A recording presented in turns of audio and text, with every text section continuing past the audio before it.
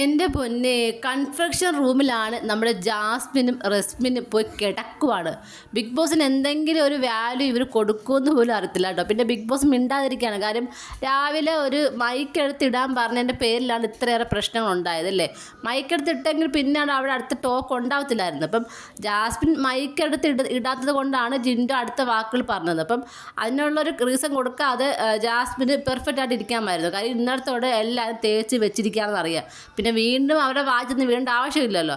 എന്തായാലും ജാസ്മിൻ്റെ കയ്യിലിരിപ്പ് കൊണ്ട് തന്നെയാണ് ഇത് സംഭവിച്ചതെന്നാണ് ഇപ്പോൾ എല്ലാവരും പറയുന്നത്. കാര്യം വീടിനകത്ത് എല്ലാവരും ഇത് ജാസ്മിൻ്റെ ഗെയിമാണ്. ഒരു തരത്തിൽ നോക്കിയാൽ ഗബ്രി തളർന്നിരിക്കുകയാണ്. ഗബ്രിയുടെ മാനസികാവസ്ഥ ആകെ പോയിരിക്കുകയാണ്. പക്ഷേ ഇവിടെ ജാസ്മിൻ നന്നായിട്ട് ഗെയിം കളിക്കുകയാണെന്നാണ് സിബിൻ ഉൾപ്പെടെ എല്ലാവരും പറയുന്നത്. സിബിൻ അതുപോലെ തന്നെ സായി ഇവരൊക്കെ പറയുന്നത് ഇത് ജാസ്മിൻ്റെ ഗെയിമാണ്. ആകെ തളർന്ന് പെട്ടത് ഇപ്പോൾ ഗബ്രിയാണ് എന്നാണ് അവർ പറയുന്നത്. നമുക്കറിയില്ല ഇവരെന്താണ് ഉദ്ദേശിക്കുന്നത്. സത്യത്തിൽ ഇവർ ഗെയിമാണോ അതോ റിയൽ ആണോ?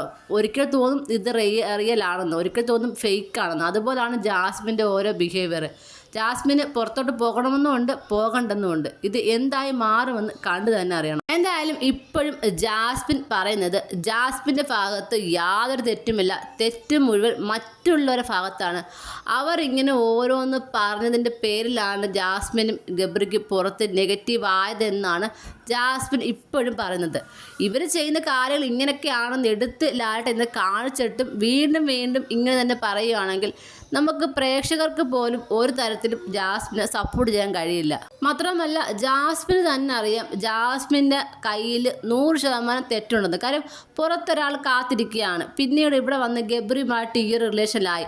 അത് മാനസികമായിട്ട് അടുപ്പം വന്ന് പോയതാണ്. പക്ഷേ ഇനിയെങ്കിലും തനിക്ക് പറ്റിയൊരു അബദ്ധം തുറന്ന് പറഞ്ഞുകൊണ്ട് അങ്ങനെ ഒരു മാപ്പപേക്ഷ ചെയ്തുകൊണ്ട് ഗെയിമിലേക്ക് ഇറങ്ങുവാണെങ്കിൽ എനിക്ക് തോന്നുന്നു ഒരുപാട് മാറ്റങ്ങൾ നമ്മുടെ ജാസ്മിനുണ്ടാകും. പക്ഷേ ഇപ്പോഴും ജാസ്മിൻ പിടിച്ച മുയലിന് 4 കൊമ്പ് എന്ന് പറഞ്ഞുകൊണ്ടിരിക്കുകയാണ്. അതുതന്നെയാണ് ജാസ്മിൻ്റെ ഗെയിമിന് വരുന്ന വലിയൊരു വീഴ്ചയും. എന്തായാലും ഇത്രയൊക്കെ ആയിട്ടും സ്വയം ന്യായീകരിച്ച് കുഴിയിലേക്ക് വീണുകൊണ്ടിരിക്കുകയാണ് നമ്മുടെ ജാസ്മിൻ.